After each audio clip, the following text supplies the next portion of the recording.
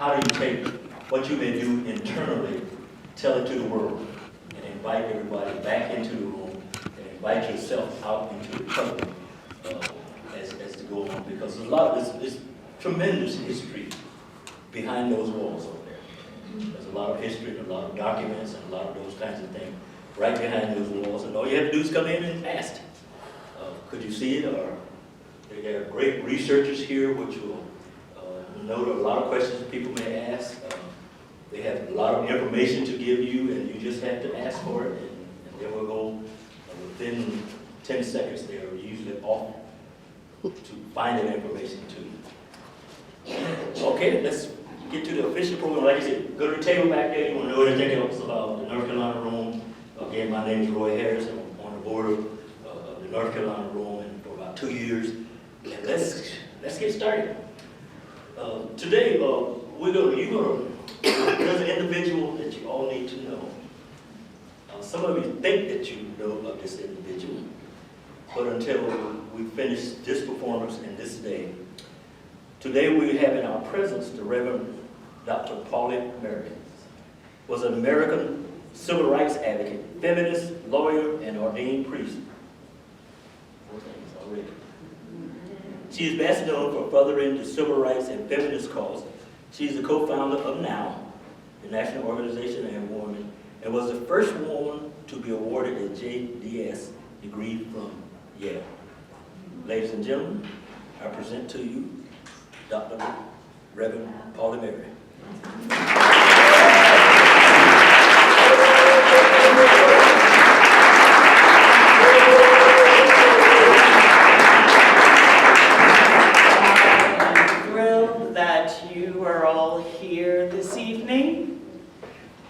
I am indeed an ordained Episcopal priest, Reverend Dr.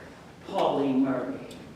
And that's been difficult for me to wear, that mantle, that title, and it still feels a little awkward to me. Now, I have been a priest for 3 short years. January 8, 1977, I was ordained. I was in a class of 6, 3 men and 3 women. I was the only Negro, and I was the first Negro woman to be ordained an Episcopal priest.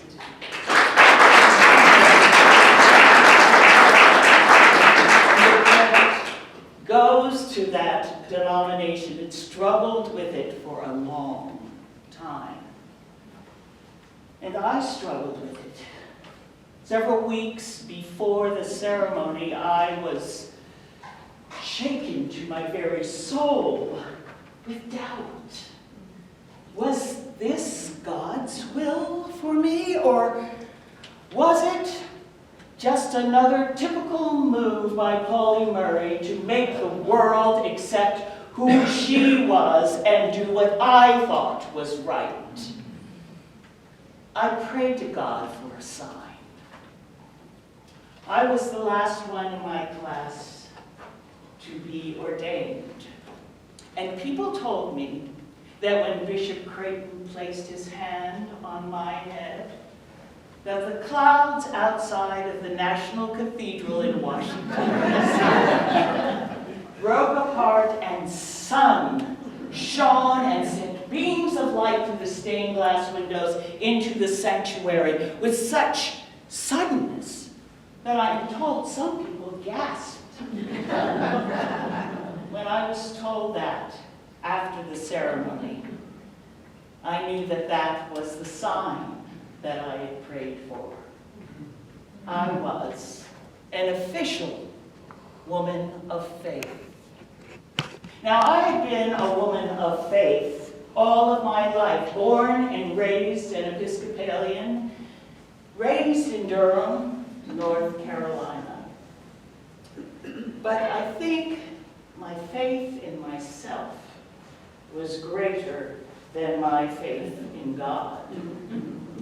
I was sure that with reason and with the properly chosen words sent in black and white to people in power, that I could convince them to come over to my way of thinking. I could appeal to their intelligence and to their moral sense. Now, I had been a writer all my life, and all my life I had promised myself that I would not go to college in the Jim Crow South. So when I finished Hillside High School, I managed to get into Hunter College in New York, where I was an English major with an emphasis on creative writing. I was going to be a poet. I love the precision of the words of that art. But when I finished Hunter, I stepped out into the Great Depression. And finding work then, any kind of work, was difficult. And it was certainly difficult for a young Negro poet. I managed to find a job with Opportunity, the journal of the National Urban League, and I was published some in the Crisis. My poetry was picked up by a magazine or two, but I was barely getting by. But the WPA came to my rescue. I was hired to work on the Workers' Education Project, and that changed my life. I was suddenly aware that there were others who were as oppressed as we had been growing up in the Jim Crow South, and that rights, civil rights, were in desperate need of all the poor and the working poor, no matter what their color. Well, I decided that I would become a social worker and that I would go to graduate school in sociology. I was no dummy. I realized that the WPA was going to be running out of funds. And so I decided to apply to the University of North Carolina at Chapel Hill, near my hometown. And of course, Chapel Hill had not accepted any Negro students. But in Missouri, the Supreme Court had supported a young Negro man who wanted to go to law school at the State University in Missouri, and the Supreme Court had supported his case. And so I felt confident that Chapel Hill would not only want me for my brilliance, but that they would fall in line right behind Missouri. So I applied. 1938. The president of the country, President Roosevelt, had just received an honorary degree from Chapel Hill. And he had said in his speech what a liberal, progressive institution it was that was not tied to the traditions of the past. And when I read his speech the next day in the paper, I was furious. I was livid with this man who had flown in from Washington, received this degree, and did not recognize what was surrounding him here in the South. You know, people were being lynched then on a regular basis. The president, his party, Congress had not done a thing to make that a criminal act and to prosecute. No, I needed to let him have a piece of my mind. And I have always said that one person plus one typewriter constitutes a movement. So I wrote, and I had enough sense to also send a copy of that letter to his wife, asking her to make sure that her husband read that letter. Well, I never heard from the president, but I got a response from Eleanor Roosevelt. And I wrote back to her, and that correspondence began a lifelong friendship with Mrs. R. Well, I did not get a response from the president, and I did not get the response I wanted from Chapel Hill. Members of my race were not admitted. So I sat down at the typewriter and wrote another letter to the president of the university, and he responded, and I wrote back, and pretty soon we were having our own correspondence of a very different kind from the kind I was having with Mrs. Roosevelt. And the media got a hold of it. And the student papers were receiving letters and writing editorials, the local papers, the national papers.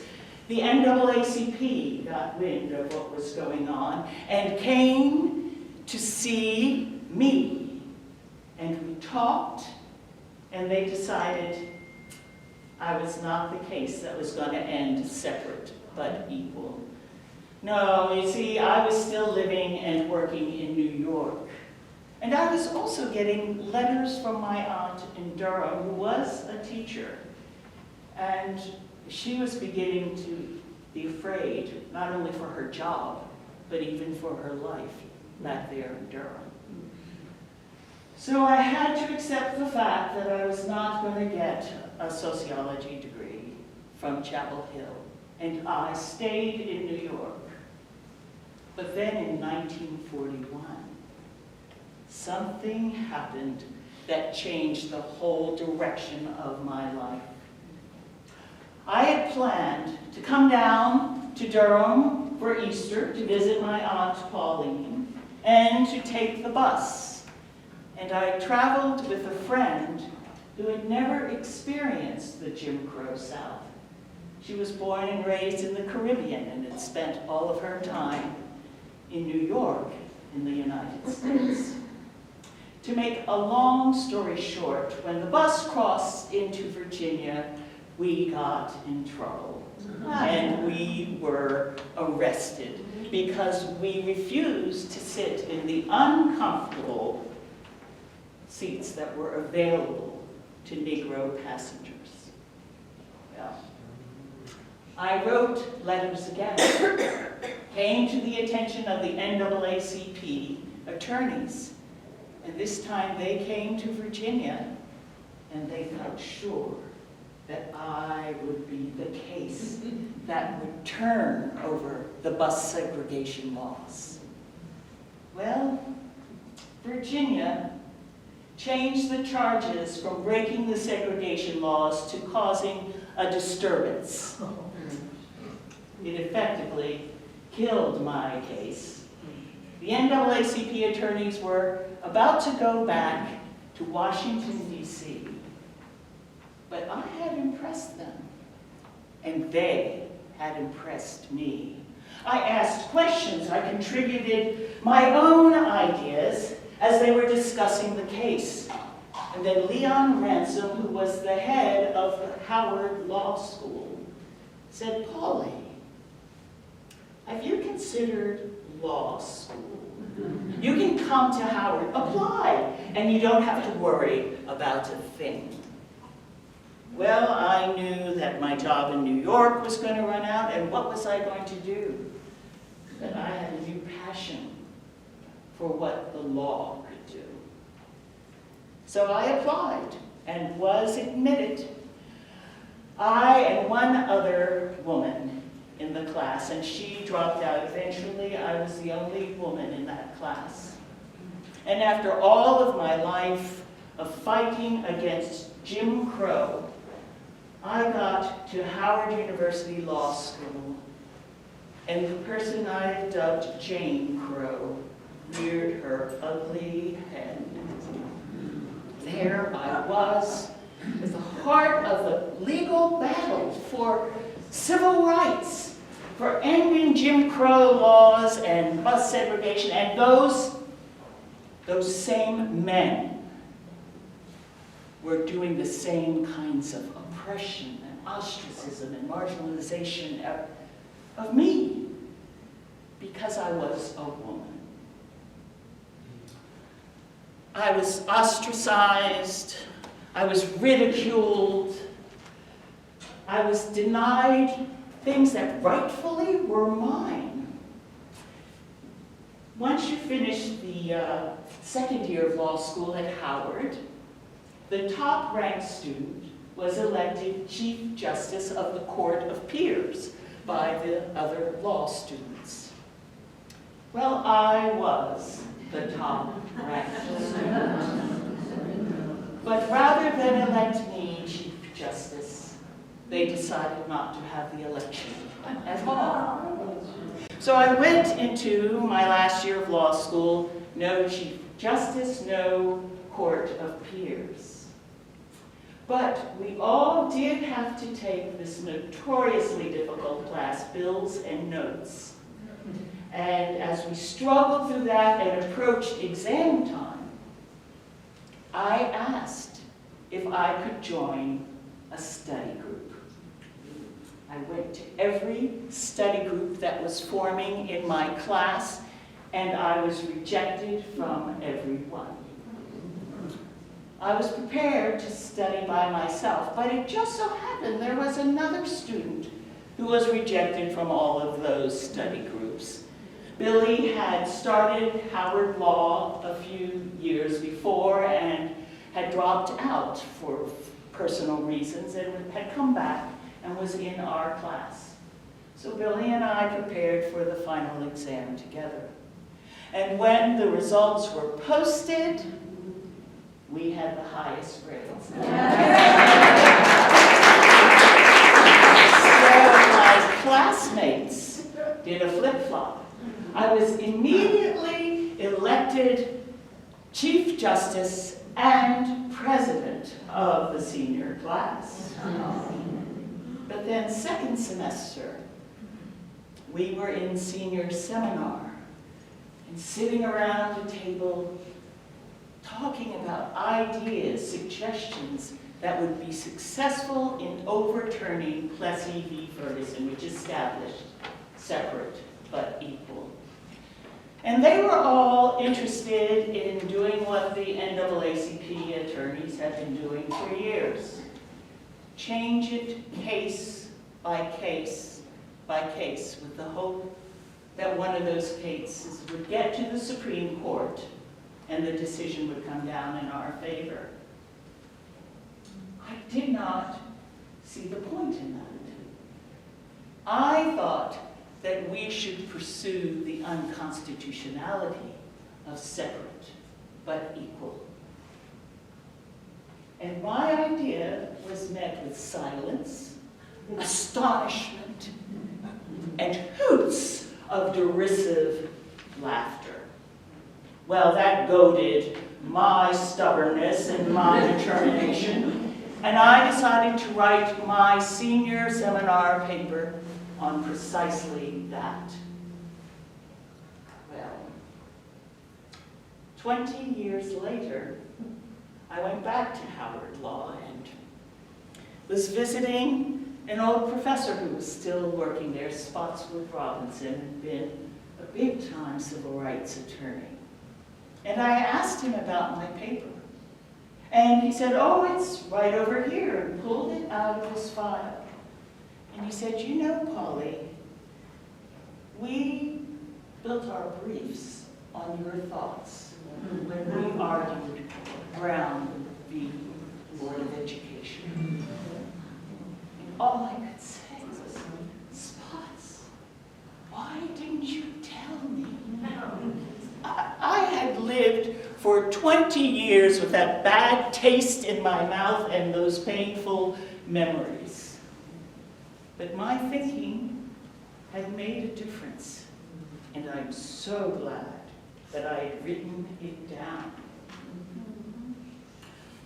When I finished Howard Law, top of my class, as often happened traditionally, the top ranked student received the Rosenwald Fellowship, which had been used traditionally at Harvard Law School. It was the last chance for my classmates to smirk and snigger because they knew that Harvard did not admit women into their law school. I applied anyhow. And when I received my rejection letter, I went back to the typewriter and wrote a letter to the Harvard Corporation and another letter to the Harvard Law faculty. And to quote that letter, I said to them, "Gentlemen, I would gladly change my sex to meet your requirements. But since the way to such change has not been revealed to me, I have no recourse but to appeal to you to change your minds on the subject. Are you to tell me that one is as difficult as the other?" Well, evidently, they found it too difficult. I was rejected, and I took my fellowship to the Bolt School of Law at the University of California, Berkeley. And when I walked on campus, I was greeted with, "Why, you're the woman who forced the Harvard Law faculty to split 7-7 in their vote on your admission." I was quite satisfied. It was another 10 years before women could attend Harvard Law School. But the seed had been planted. Well, I got that degree from Berkeley and decided to practice law. I worked for a big law firm for several years, and it was just not the right fit. Besides the fact that I knew I could never advance to being a partner. So I tried practicing law on my own. And I barely made it as I couldn't get heat. It was hard to eat anything except canned soup. I was not making a living as a lawyer. And if it hadn't been for the Methodist women, I would have had to give up. But they hired me for a project which took 2 years, at the end of which they published the Index on States' Laws on Race and Color for every state in our union. It became the Bible for civil rights attorney until 1954 with Brown v. Board of Education. So I had made some contribution, but I was not going to be a practicing attorney. I turned to teaching. I taught in Ghana. I taught in the United States. I worked as an administrator at Benedict College. I finally had the chance to continue my studies at Yale Law School. And it's while I was there that Mrs. R called. She had just been named chair of the President's Commission on the Status of Women. And she asked me to chair the committee on law and politics, on women's rights. And by that time, after my experience at Howard, and then with Harvard, and in Berkeley, I was a feminist. And so I was glad to take that position, even though I was still working on my doctorate. It expanded my network of professional women, solidified some connections in Washington. I was on the national board of the American Civil Liberties Union, which at that point was focusing all of its energies on women's rights. I was a founding member of the National Organization for Women, and I was on the President's Commission for the Status of Women. So really, it came as no surprise that one Sunday I was sitting at St. Mark's in the Bowery, and I looked up and suddenly felt sick to my stomach as I saw all of the leadership was male. I got up and left the service. I went walking and did not go back to that church until I had made the decision that that was going to be my next battle. And so, I gave up my tenured position at Brandeis University and entered the General Theological Seminary in New York. And I was going to begin a spiritual journey for myself, as well as a journey that was going to have a political focus.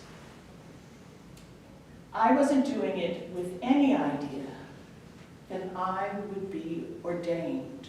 It wasn't long after that they decided to ordain deacons, but not women as priests. So I began my studies, and after 6 years of writing letters and all kinds of discussions and 2 general conventions, in 1976, the General Convention agreed it was time to ordain women as priests. And I was in that first class. And little more than a month after that, I was celebrating the Eucharist at the Chapel of the Holy Cross in Chapel Hill. The same church where my grandmother had been baptized, and where she, as a slave of Mary Ruffin Smith, always had to sit in the balcony with the other slaves. But now I was on the first floor and giving communion. I looked back at who I had been before I started seminary. I thought, my goodness, I was so angry. I was so unhappy and unhealthy. And now, I feel as though I've come full circle. And as I stood there, I realized that I had come full circle for my family, for myself, and for my race, which is the human race. And here I am, 3 years into this new journey in my life. Well, I don't know if you have any questions, but I will do my best to answer any questions you might have. Mr. Harris has agreed to bring a microphone so that I can hear. I'm not wearing my hearing aid, but I do have difficulty hearing. So please use the microphone. And you're addressing the questions to Paul Mary. Okay, there's a hand. I have a loud voice, so maybe you can That's wonderful. Perhaps I can hear you. Dr. Murray, thank you very much for sharing so much about your life. Could you tell us anything about your childhood? And what was the formative things that might have happened in your childhood and the people who nurtured you and fought with you or whatever that brought you to the place that made you such an incredible fighter of your life? Thank you. Thank you. I was raised in Durham, by my mother's sisters, Anna Pauline Dame, Fitzgerald Dame, and Sally Fitzgerald, my mother's sisters. My mother had died from an aneurysm when I was 3. And I had already spent many summers with my aunts in Durham, and their parents, my maternal grandparents. So they are the ones who raised me. And I did the research and an accounting of what their lives were like in my book, Proud Shoes, which I was fortunate enough to go to the McDowell Colony to finish the middle of my studies at Yale. But at any rate, my grandmother, was a profound influence on my life. She was very proud of the fact that she was a Smith. And it's rather unusual circumstances. She was owned by Mary Ruffin Smith, and this is a Smith family that has some important ties to the University of North Carolina in Chapel Hill. She was owned by, my great-grandmother was owned by Mary Ruffin Smith, but her brothers took sexual liberties with my grandmother, great-grandmother, and the result was my grandmother Cordelia. But her father adored her, and she was raised on his knee. Sidney Smith, an attorney there in Chapel Hill. And when Mary Ruffin Smith was the only surviving Smith, she really felt as though she couldn't, that we were kin, and she couldn't keep us in slavery. So the 4 children that her brothers fathered by my great-grandmother were raised in the house as her children. They worked, but they were educated. And they're listed in the records at the Chapel of the Holy Cross as Mary Ruffin's servant children. So my grandmother was, who knows where she got her stubbornness and her orneriness, but that's definitely where I got mine, because she modeled it all the time for me. She was known in the neighborhood. People in the neighborhood would take great delight in offending her just to hear her rant and rave. And all you had to do was just put a foot on our property. She was very proud that she had inherited land in Chapel Hill from her mother, and they eventually sold that and bought property in Durham. But you were not to step foot on it unless she gave you permission. So I was quite used to hearing her rant and rave, and people come out on their porches just to listen. And my father was an educator, but my grandfather also had fought for the Union in the Civil War as a freeman from Pennsylvania. And after the war, he came back to Chapel Hill to teach the newly freedmen. So there was a lot of pride in our family. And I was always, Aunt Pauline called me her boy girl. And I always loved playing with the boys and running outside, climbing trees. I was the best student in the elementary and the middle and the high school, but I never got good grades in conduct. And that reputation preceded me and only grew when teachers had me. And I remember getting an award at the end of 8th grade, and I was stunned, but it was an academic award, so I thought, well, maybe indeed I have earned it. And they called me up to the stage, and I was just about to receive the award when a teacher at the back of the auditorium said, "No!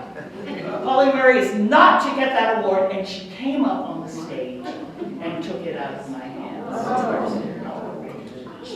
That was a painful memory.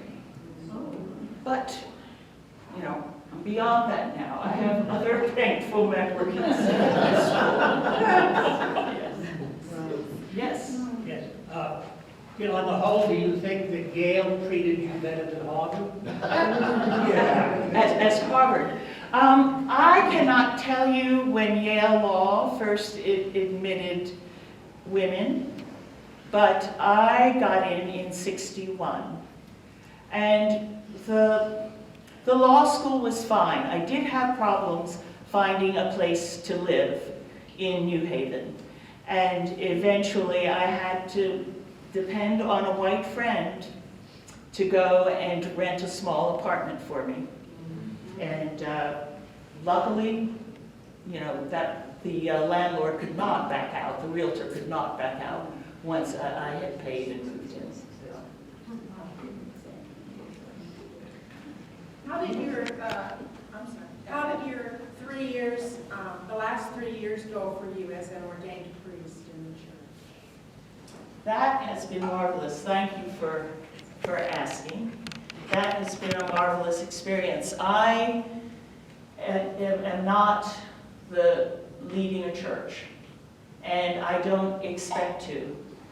I am 67, and at 72, I'll have to retire. So I am invited to speak at many churches.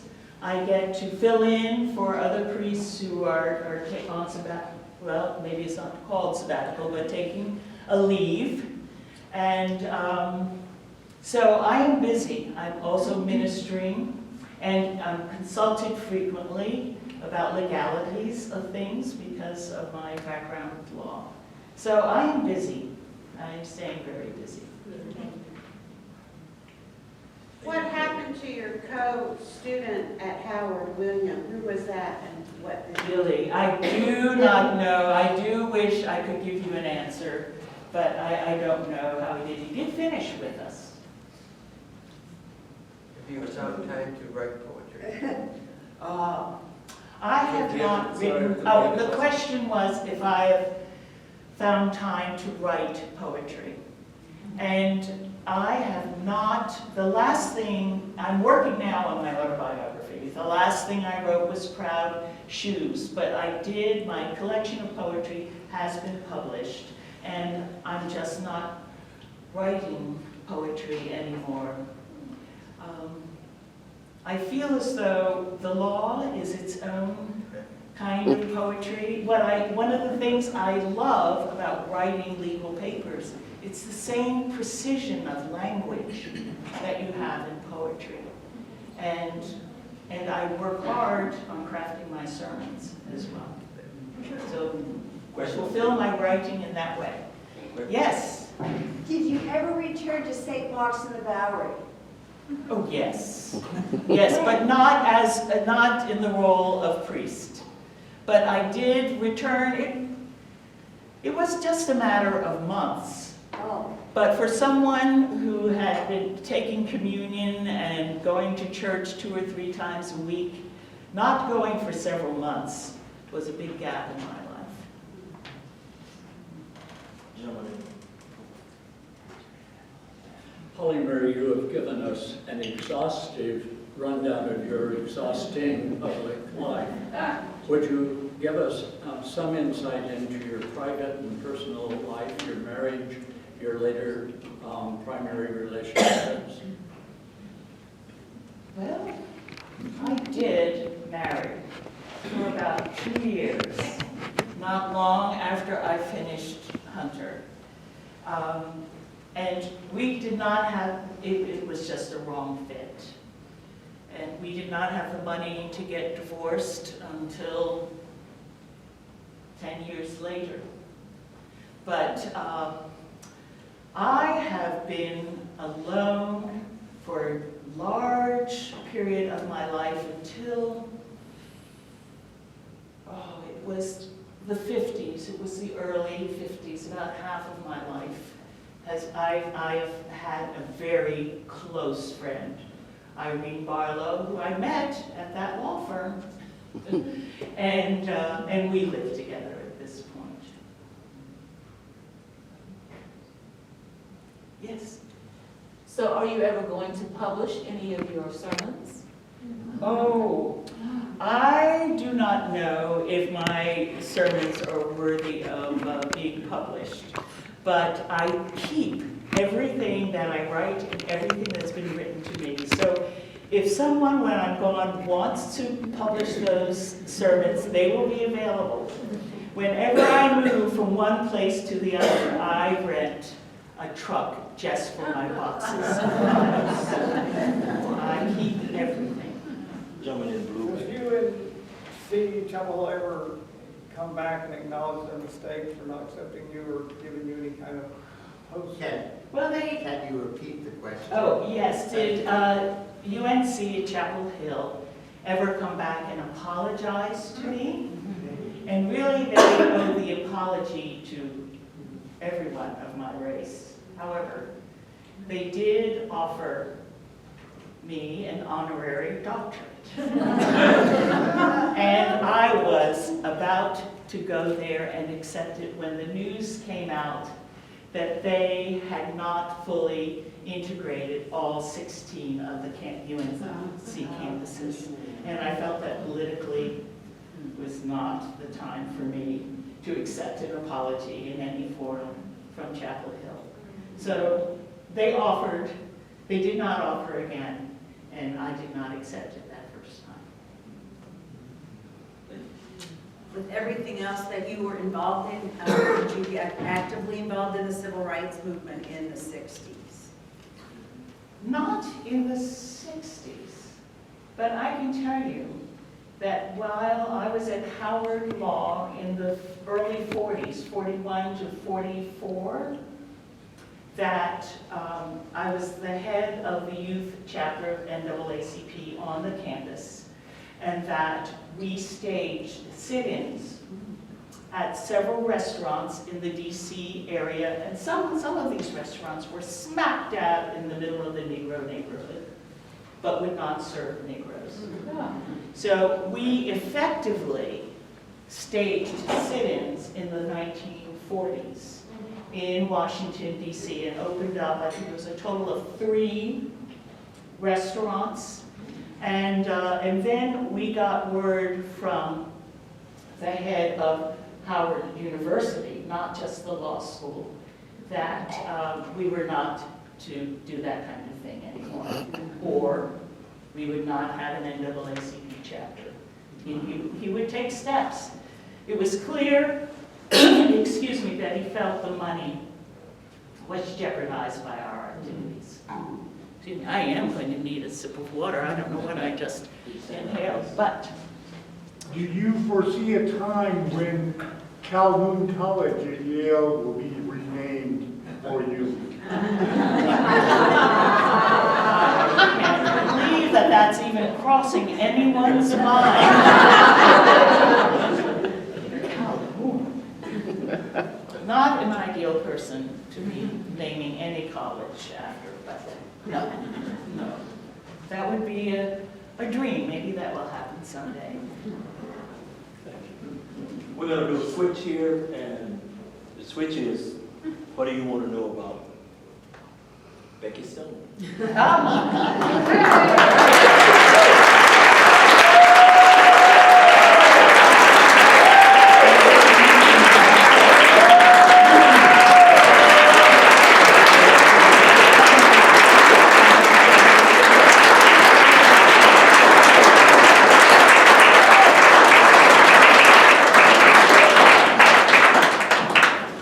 But now I can answer questions about, Calhoun, but everyone may not know this, but Yale University has renamed one of their residential colleges after Pauli Murray.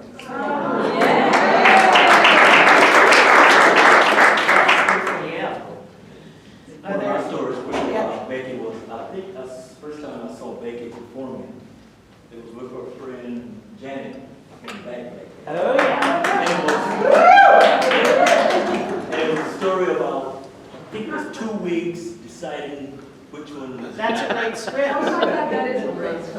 Colored Museum. Yeah. Color Museum. Color Museum now. Because Wigs. he's trying to decide which one was going to be worn out that night. Yes, trying to convince the owner to wear that. It's a great story.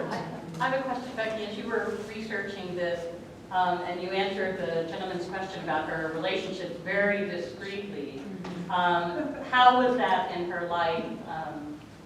It was her anguish. She was a lesbian. She'd always felt that she was a boy in a girl's body. And, you know, and her Aunt Pauli, her Aunt Pauline, she was Pauli, you know, just allowed her to express all of her maleness through her childhood. But there were two things that I think that kind of kept Pauli in the background, and she never kind of stepped out. And one was that fear. You know, this was the 40s and the 50s. That fear that people would find out that she was a lesbian. And also the fear, because she was offered a lot of governmental positions when she was admitted to the bar in California, and certainly in Washington, D.C. But she had also been politically involved with socialists and communists when she lived in New York City during the 30s. And she thought that if those two things got out, it would discredit all of that she has accomplished, all of her work and all that she would write in the future. So, but Irene Barlow was the love of her life, and that was one of the things that convinced her to turn to the ministry, and that when Pauline died, and when Irene, or Rini as she called her, died, who was a faithful Episcopalian as well. They went to St. Mark's in the Bowery, you know, that was their church. You know, Pauli did all of the last rites. They couldn't get a priest there. She was one who ministered to Irene's mother when she died. She was a servant. She had a servant's heart. And when things would happen, she was also Episcopalian. She felt as though there were certain rites and things that had to happen. And she felt awkward, but Pauli did them because they couldn't find a priest who would get there. But, you know, that started her thinking that, you know, why not me? How am I spiritually inadequate to do this work? So, but no, she definitely, I think most people knew that. Most people, my cousin, who was Pauli Murray's age and an attorney, I asked her back in 2003 when I was first researching her, and I only had the things that Pauli had written about herself. She would never write that she was a lesbian. And I timidly said, Bubbles, you knew Pauli Murray. Yes, yes, yes. Well, is there anything that would lead you to think that maybe she might have been a lesbian? And Bubbles went, oh, everybody knew that. You know, so, you know, but maybe all the black attorneys knew that, but she definitely kept it covered, hidden as best as she could. Yes. Pauli, do you have a favorite scripture that inspired you during your ministry? I'm not Pauli anymore. Yes, But she did, and I could look it up, but she did have a favorite scripture, and she knew her scripture really well, really well, before she went to seminary. Where did she die? She died in Pittsburgh from pancreatic cancer at the age of, let me do the math, 75. And she was born when? Oh, she was born in 1910. November of 1910. She was almost 70. 65 when she died. Yes. Did she ever have any contact with the... Whoa, I was I'm just sorry, looking at her and I heard her voice. Sorry, Joe. Is this your first performance of Pauli Murray? For some reason, I applied to Greeley, Colorado, Chautauqua last year with 2 characters, thinking they'd choose one, and they chose both. And the one that they chose was Pauli Murray because they'd never heard of her. And they thought their audiences would like to know about her. So I did her in August. I did her at St. Matthias after I first did her in Greenville, and that was like 2003, 2004 or 5, you know. So I haven't done it for a while, and since then, the 2 women wrote these books that are, well, the Jane Crow one is a little dry. It's so academic. It was not easy to read. But the Firebrand and the First Lady is much easier reading, and it's about her friendship, her relationship with Eleanor Roosevelt. And you know, one chapter is about Eleanor, and the next about Pauli as they go through their friendship. But no, it's great to know that these people are researching her. Yale has honored her. She left all of her papers to the Schlesinger Library at Harvard. That's where you go if you want to research Pauli Murray. I just thought that was a great dig. Yes, but Oh, I was just going to ask you if Pauli Murray ever had any contact with the Smith family, the Mary Ruffin Smith family. in after. her writings, I'm not aware of her ever, you know, ever having contact. Who else do you personify in your? Oh, these are Chautauquas, where it's Chautauqua format, and I also do Harriet Tubman, Rosa Parks, and Maya Angelou. And I'll be doing Maya Angelou in April in Hendersonville, Sunday afternoon, April 7th. And Rosa Parks at the Brevard Library the next day. Oh, goodness. But, you know, I do them a lot. Okay. I do them a lot. Preparing for Pauli Murray is a challenge because there's so much in her life, and she has recorded all the details. So, you know, it's just amazing. Yes, Dee. Question here first, and then Over here. That's fine, you may go first. So, the process of researching Pauli Murray. What was your process? What all, and how has that changed since 2003? When you got ready to reprise her, what else did you have to do? It's expected that you read everything your character has written. And at that time, there was Proud Shoes, her collection of poetry, Dark Testament. And you read that and you go, yes, she was a very angry woman. She wrote some great poetry, but she was very angry. And Proud Shoes. So I had those 3 books to go on. And when Greeley wanted her again, I was aware of the other things that had been published. And I purchased them, but I hadn't read them. So I read those. And then you can move into reading what other people have written about your character.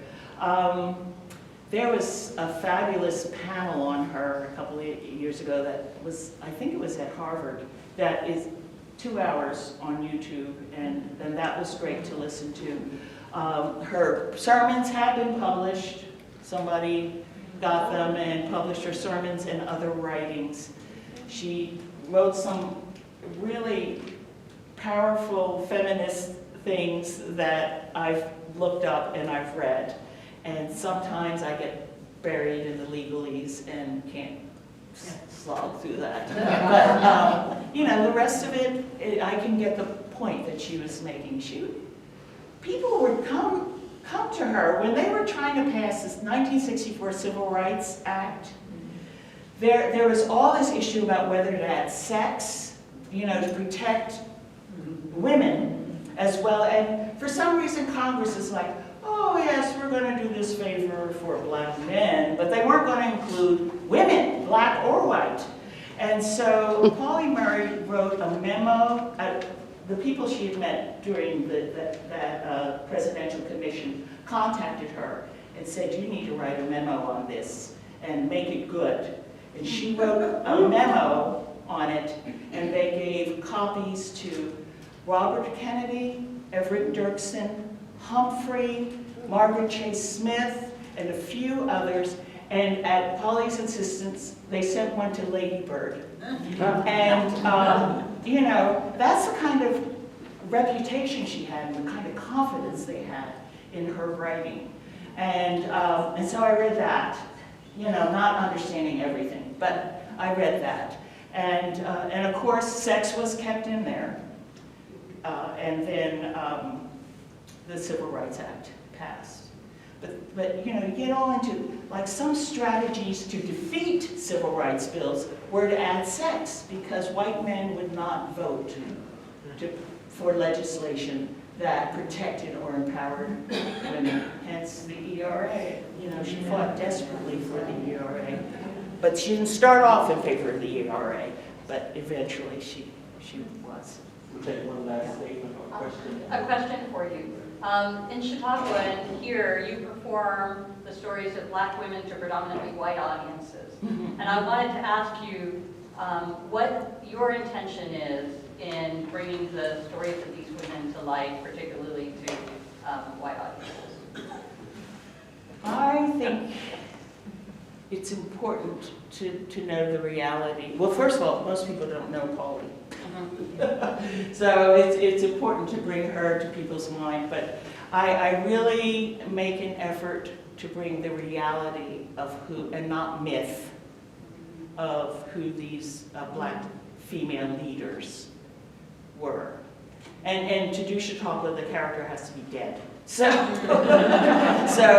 you know, but so many myths have grown up, and I will read books or things on the internet especially, but I'll read things that get by editors, they never double check. They're perpetuating myths about who black people are and were, and who these women were, and what they did and what their lives were like. So that's my intention. There are Chautauqua festivals where I'm sent out to communities of color. But, you know, Asheville, Chautauqua hasn't gotten there that far, but they bring the Greenville Chautauqua people here. And in Greenville, you know, we go all over Greenville. Okay, ladies and gentlemen. It's time.